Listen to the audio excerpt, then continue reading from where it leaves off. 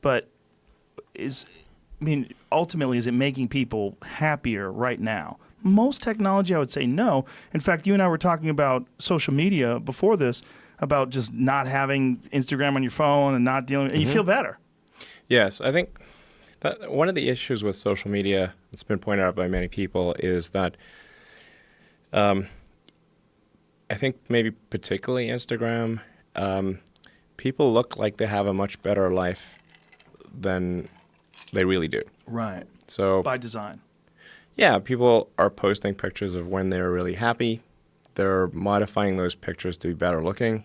Even if they're not modifying the pictures, they're at least selecting the pictures for the best lighting, the best angle.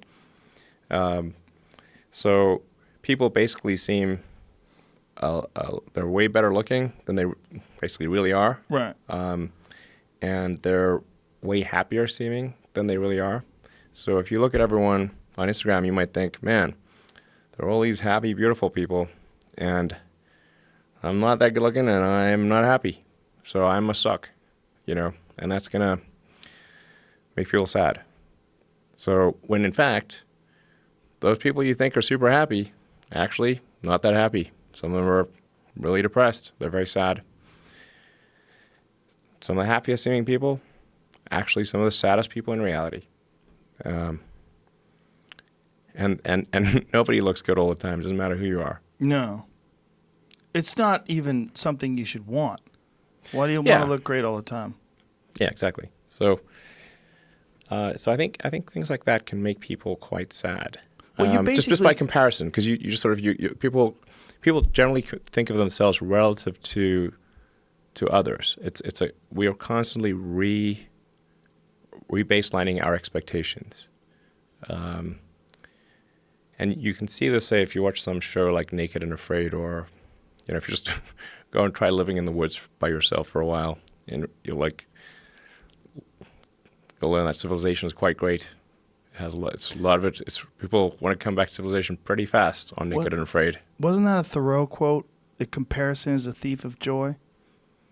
Yeah. Well, happiness is reality minus expectations. That's great too. But the comparison is a thief of joy really holds true to people. Is it? Theodore Roosevelt. Roosevelt. Fascinating. When you're thinking about Instagram, because what essentially Instagram is with a lot of people is you're giving them the opportunity to be their own PR agent. And they always go towards the glamorous, And when anybody does show, hashtag no filter, if they really do that, like, oh, you're so brave. Look at you. No makeup. Yeah. They look good anyway. You look great. What are you doing? Oh my God, you don't have makeup on. You still look hot as fuck. You know what you're doing. I know what you're doing too. They're letting you know, and then they're feeding off that comment section. Ooh, just a little sitting there like it's a fresh stream of love. Like you're getting right up to the source as it comes out of the earth, and you're sucking that sweet emojis. Love water. Emojis. Yeah. A lot of emojis. My concern is not so much what Instagram is that I didn't think that people had the need for this or the expectation for some sort of technology that allows them to constantly get love and adulation from strangers and comments and this ability to project this sort of distorted version of who you really are. But I worry about where it goes. Like, what's the next one? Like, where is it? Is it going to be augmented? Some sort of a weird augmented or virtual sort of Instagram type situation where you're not going to want to live in this real world. You're going to want to interface with this sort of world that you've created through your social media page. It's some next level thing. Go live in the simulation. Yeah, maybe in the simulation. Some Ready Player One type shit that's real. That seems, we have that HTC Vive here, and I've only done it a couple times, quite honestly, because it kind of freaks me out. Sure. My kids fucking love it, man. They love it. They love playing these weirdo games and walking around with that headset on. But part of me watching them do it goes, wow, I wonder if this is like the precursor. Just sort of like if you look at that phone that Gordon Gekko had on the beach. Yes. And then you compare the big that. Cell phone. Yeah, you compare that to like a Galaxy Note 9. Sure. Like, how the fuck did that become that, right? And I wonder when I see this HTC Vive, I'm like, what is that thing going to be 10 years from now when we're making fun of what it is now? What is it? How ingrained and how connected and interconnected is this technology going to be in our life? it will be at some point indistinguishable from reality. Where we'll lose this. We'll lose this. Like you and I are just looking at each other through our eyes. I see Are you, we? you see me. I think. I hope. You think so? I think you probably have regular eyes. This could be some simulation. It could. Do you entertain that? Well, the argument for the simulation, I think, is quite strong, because if you assume any improvement at all over time, any improvement, 1%, 0.1%, just extend the time frame, make it 1,000 years, 1,000,000 years. The universe is 13.8 billion years old. What would civilization, if you count it, if you're very generous, civilization is maybe 7,000 or 8,000 years old, if you count it from the first writing. This is nothing. This is nothing. So if you assume any rate of improvement at all, then games will be indistinguishable from reality. Or civilization will end. One of those two things will occur. Therefore, we are most likely in a simulation. Or we're on 'Cause our we way exist. to one, right? Well, but just Since we because we exist, exist, we could most we- certainly be on the road. We could be on the road to that, right? It doesn't mean that it has to have We could already be in base happened. reality. We could be in base reality. We could be here now on our way to the road or on our way to the destination where this can never happen again, where we are completely ingrained in some sort of an artificial technology or some sort of a symbiotic relationship with the internet or the next level of sharing information. But right now we're not there yet. That's possible too, right? It's possible that a simulation is one day going to be inevitable, that we're going to have something that's indistinguishable from regular reality. But maybe we're not there yet. That's also possible. That we're not Yes, quite it there is. yet. That this is real. When I touch that It feels wood, very real. maybe that's why everybody's like into like mason jars and shit. Mason jars. Suede shoes. People are into like craft restaurants and they want raw wood. Everyone wants to see metal. People, it seems like people are like longing towards some weird log cabin type nostalgia. Sure, reality. Yeah, like holding on, like clinging, just Sure. dragging their nails through the mud, like don't take me yet. Yes. I want to. But then people will go get a mason jar with a wine stem or a handle. That's dark. Makes me lose faith in humanity. Wine stem and a handle. Do they have those? Yes. Oh, those dirty people. Oh, That's just terrible. assholes. That's like people make pet rocks, Rough. right? Some people are just assholes. They take advantage of our generous nature. It was made with a wine stem, made with a handle. They made it that way. Yes. So it wasn't like they manufactured welded like it that. onto the mason. Ah, you No, that would fucks. be fine if there was, they glued it on or something. But Right, it was, that would be made, like it was made that way. White trash chic. Oh, this is disgusting. Look at Yes. this. Here it is Pretty right harsh. there. Yep. This is terrible. Yeah. That's like fake breasts that are designed to be hard, like fake breasts from the 60s.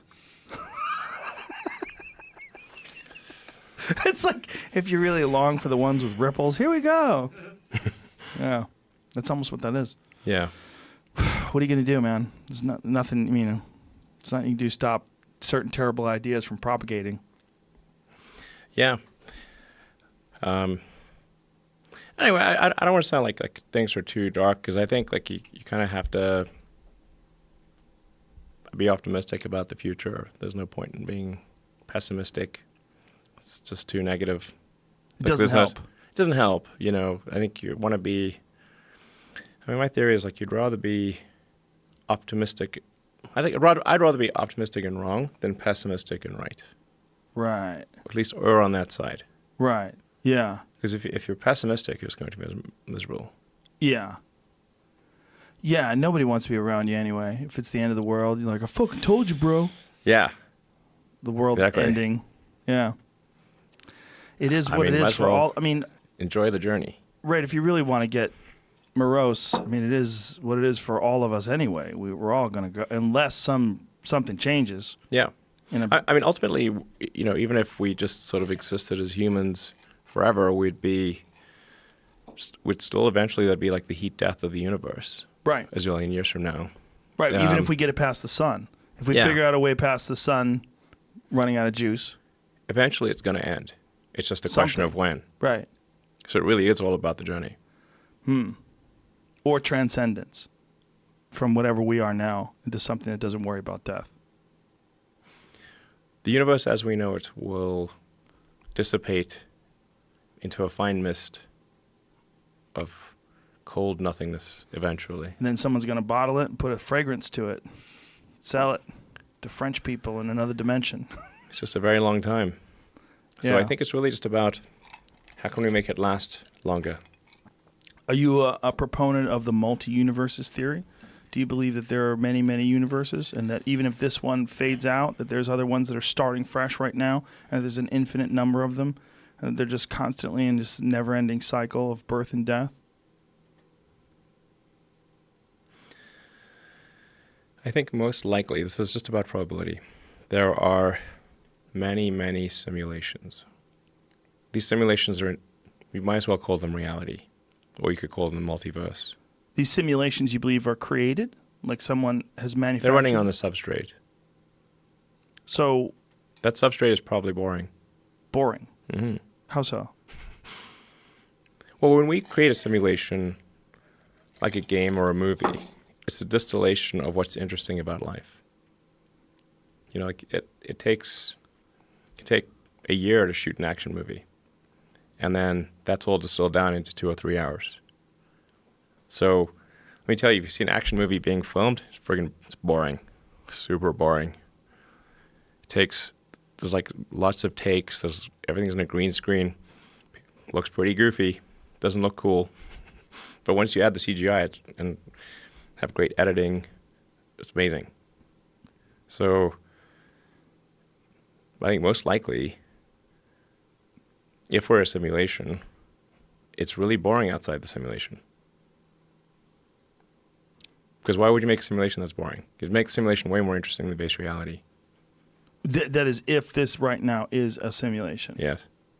And ultimately, inevitably, as long as we don't die or get hit by a meteor, we're going to create some sort of simulation if we continue on the same technological path we're on right now. Yes. But we might not be there yet. So it might not be a simulation here. But it most likely is, you feel, other places. This notion of place or where is a Flawed. yes. Flawed Like perception. like right. that. If you have this sort of Vive, you know, that's made by Valve and Steam and it's really Valve that made it. HTC did the hardware, but it's really a Valve thing. Makers of Half-Life. Yes. Valve, great company. Great company.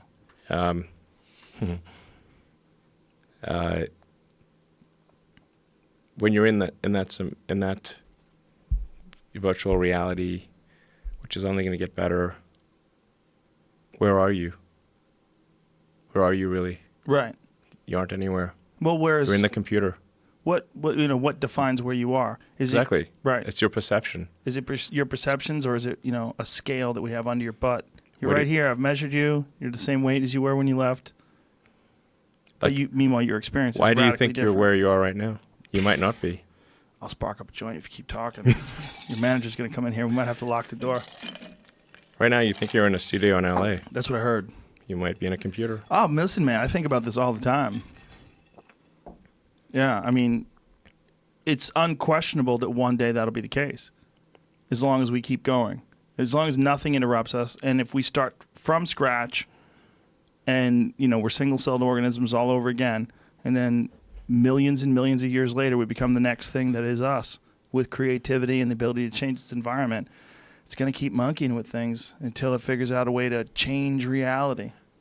To change, to almost like punch a hole through what is this thing into what it wants it to be and create new things. And then those new things will intersect with other people's new things. And then it'll be this ultimate pathway of infinite ideas and expression, all through technology. Yeah.